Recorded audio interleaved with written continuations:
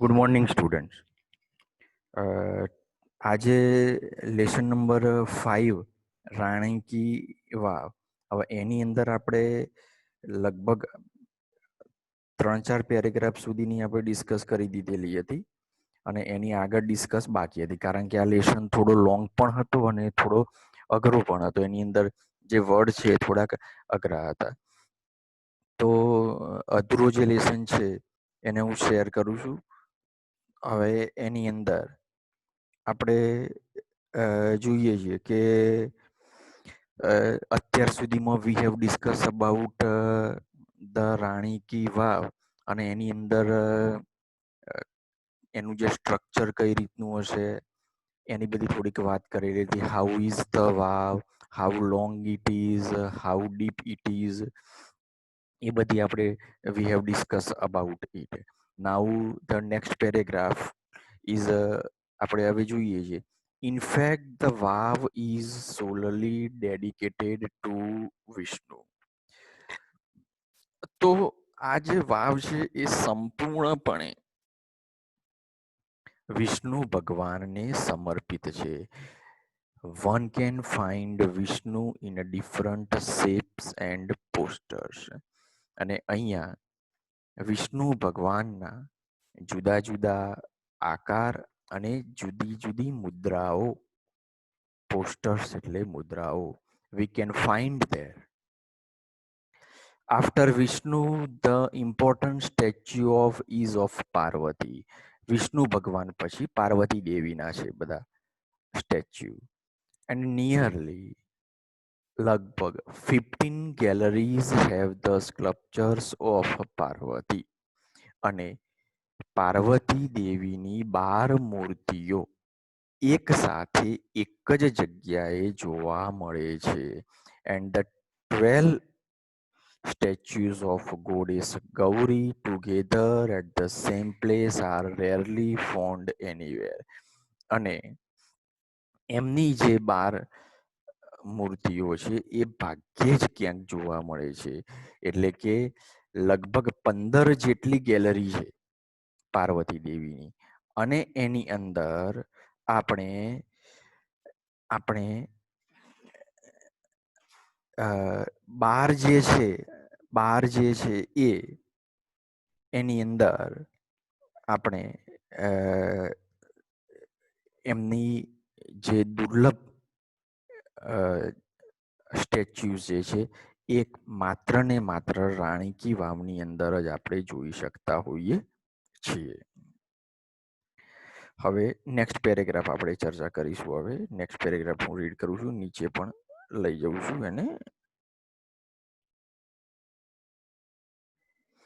The Vav has also the 12 statues of Gauri. હવે એમના જુદા જુદા જે નામ છે એની વાત કરેલી છે.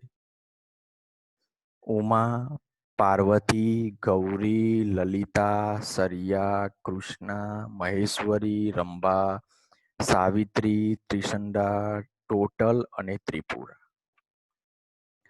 તો આ જે બધા જે નામ છે એ 12 મૂર્તિઓ છે. એ જે 12 જે રેરલી ફોન જે ઉપરના પેરેગ્રાફની અંદર જે ડિસ્કસ કરી એ અહીંયા છે. બિસાઇડ્સ, આ ઉપરાંત બિસાઇડ્સ એટલે in addition to, there are many statues of gods and goddesses. કેટલાય દેવ અને દેવીઓના, જેમ કે ગણેશ, અગ્નિ, વાયુ, સૂર્ય, ભૈરવ, ચામુંડા, બ્રહ્મા, ઇન્દ્ર, ઇન્દ્રાણી, વૈષ્ણવી, વારાહી, મહાલક્ષ્મી એન્ડ કુબેર. તો આ બધાના આપણે ત્યાં સ્ટેચ્યુ પણ જોઈ શકતા હોઈએ છીએ. તો એમના પણ અહીંયા નામ આપી દીધેલા છે. હવે નેક્સ્ટ પેરેગ્રાફની આપણે વાત કરીશું. There are also some of the rare sculptures of gods. Here one can find the statue of Lord Buddha with 4 hands. આ ઉપરાંત દેવોના અલભ્ય શિલ્પો પણ અહીં છે. 4 હાથવાળા ભગવાન બુદ્ધનું શિલ્પ, four hands with Lord Buddha, statue of Rama with sword and shield, અને ભગવાન રામની પણ તલવાર અને ઢાલથી સજ્જ એવા. હવે students, you can see in the all the photographs of lord Ram. Ram ભગવાનના તમે કેટલા બધા ફોટોગ્રાફ જોયા હશે, but with sword and shield કદાચ તમે you may not have seen anywhere. તમે ક્યાંય પણ જોયા નહીં હોય કે ભગવાન રામની હાથમાં તલવાર હોય અને ઢાલ હોય એવી એમની પ્રતિમા માત્ર રાણી કી વાવની અંદર જ જોવા મળે છે. તમે એમના કેટલાય મંદિર જોયેલા છે જેની અંદર પેલું જે તીર કામઠું છે એ જ એમને લગાયેલું હશે ખભા ઉપર. બાકી આવા બધા જે વાત કરે છે અહીંયા, એ માત્ર ને માત્ર રાણી કી વાવની અંદર જ જોવા મળે છે.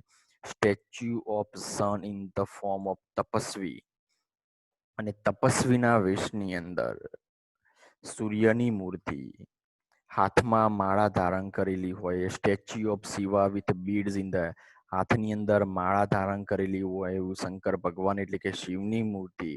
Statue of Parshuram with the soft and gentle expression, અને પરશુરામ તો એક ગુસ્સાના ઋષિ હતા,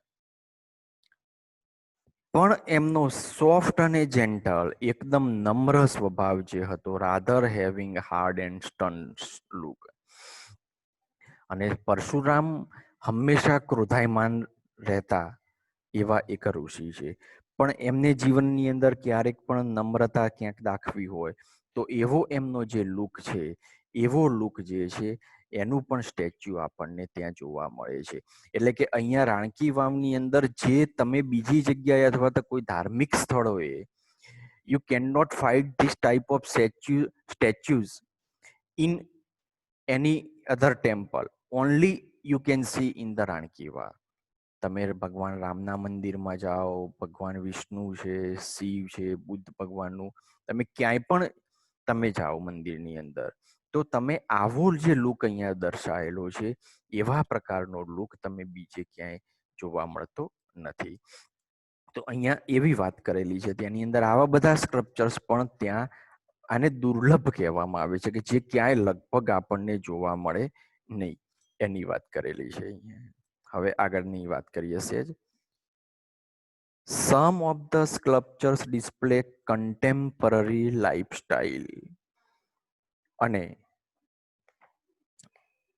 આ જે છે એ એમની કલ્પના શક્તિ જે છે,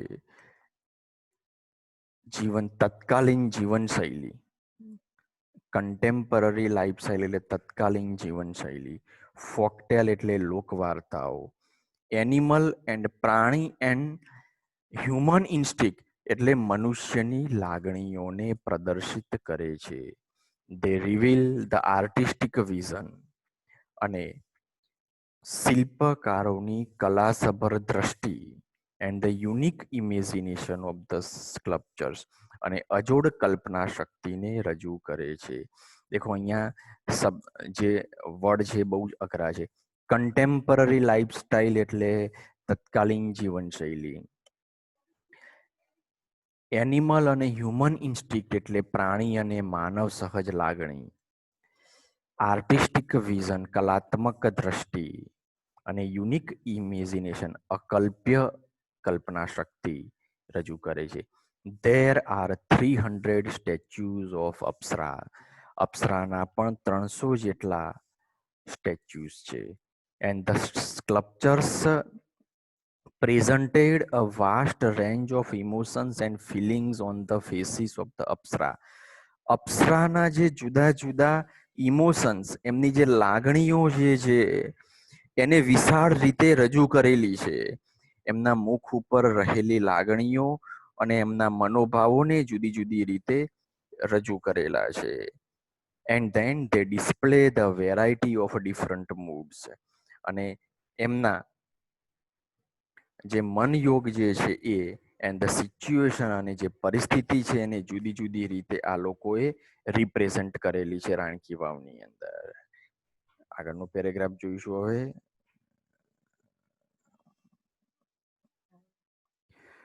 Most of them present Vishnu in his 10 different avatars. મોટા ભાગના શિલ્પો વિષ્ણુ ભગવાનના જે તેમના 10 જુદા જુદા અવતારો છે એની અંદર રજૂ કરેલા છે. ધ મોસ્ટ અટ્રેક્ટિવ મોસ્ટ દેખો અહીંયા સુપરલેટિવ ડિગ્રીનું રૂપ છે. Attractive sculptures are those of the વરા, અને એમાં સૌથી વધારે આકર્ષિત હોય તો કયું? વરા, વામન, નરસિંહ, રામ, કલ્કી, મહિષાસુર અને માર્દિની. એટલે કે મહિષાસુર માર્દિની સિંગલ નેમ છે.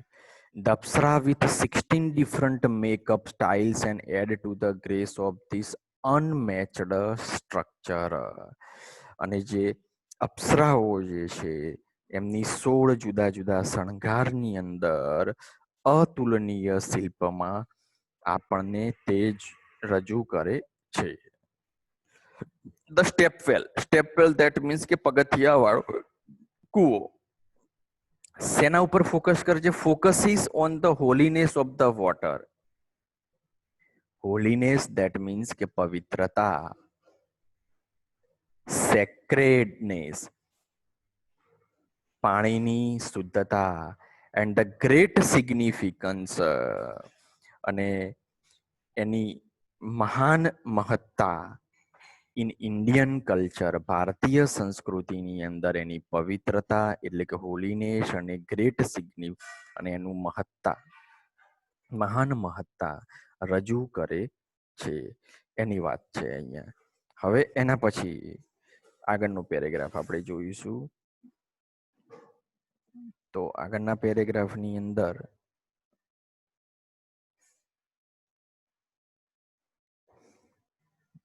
સોરી સહેજ સ્ક્રીન જતી રહેલી છે, આપણે એને જોઈ લઈએ.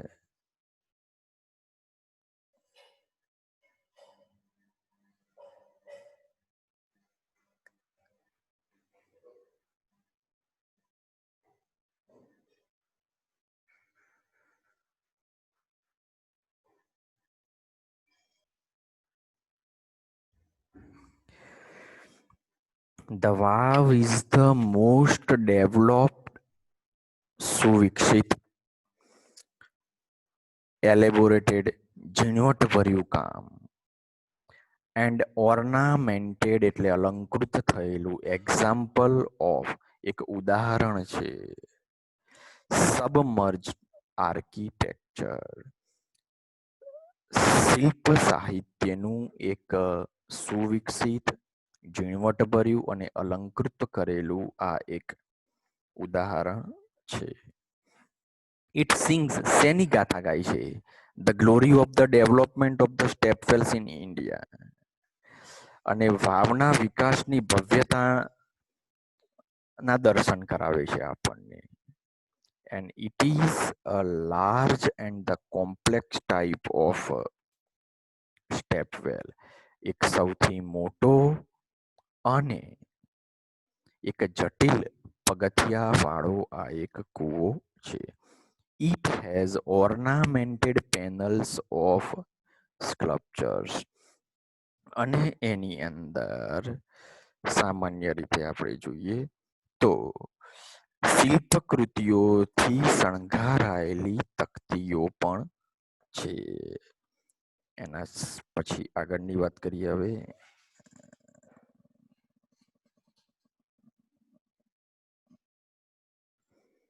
ઈટ લે buried under the mud due to the floods first.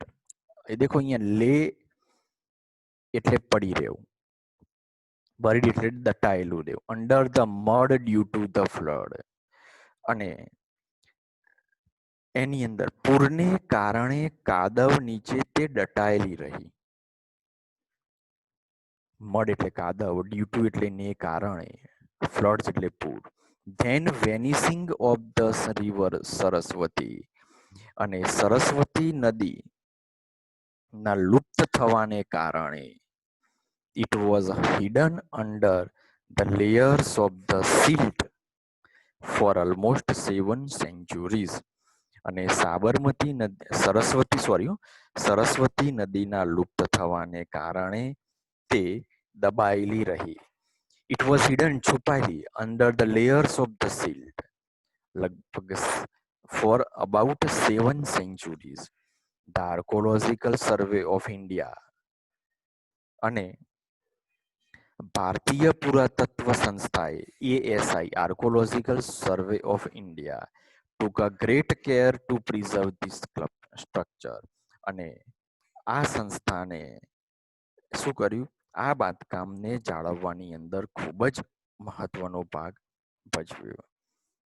અને ત્યારબાદ in February 2013 archaeological survey of India nominated this ASI 2013ની અંદર આ વાવને દુનિયાના વારસાઓના સ્થળોની અંદર the world heritage site with an excellent teamwork by the ASI and the state government of Gujarat.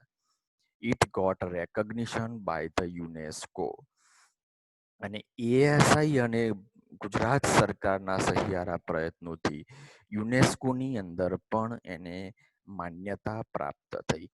તો વિદ્યાર્થી મિત્રો, અહીંયા રાણી કી વાવનું ટોટલ ડિસ્ક્રિપ્શન, કોણે બનાવી, હાઉ ઇઝ ઇટ, એની અંદર કયા સ્કલ્પચર છે, એ બધી જ માહિતી આપણને આની અંદરથી જોવા મળી. તો અહીંયા આ લેસન આપણે હવે અહીંયા પૂરો કરીએ છીએ. એને ધ્યાનથી રીડ કરી લેજો. Good bye. જય HBK.